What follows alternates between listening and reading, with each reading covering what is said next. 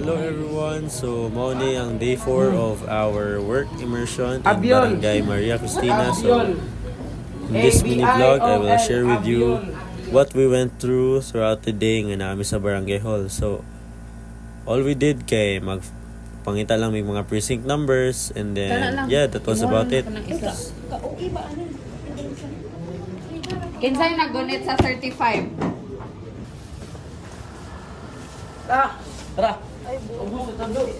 Now, what we're doing for today's video. We're going to eat lunch kay humanamig file sa mga precinct numbers. Yes, we're done filing for precinct numbers for AM. We're going to have lunch now.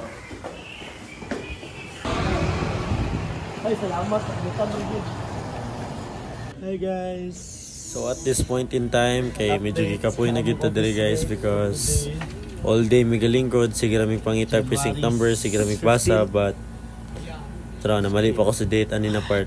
Pero yeah, continue lang Japon. This was around mga 2 PM na siguro. Sa project na hawak ng isang ka-team. Na tawagin na lang natin sa pangalang Sir. Para siya yung magiging... Okay, logbook na ta. Uli na, let's go. Okay, so that was about it for day 4. We didn't do much. Nag-ano lang may mga precinct numbers still. And that was it. Kanina part sa video, we were about to go home pero we decided na mato sa dagat. So yeah, bye!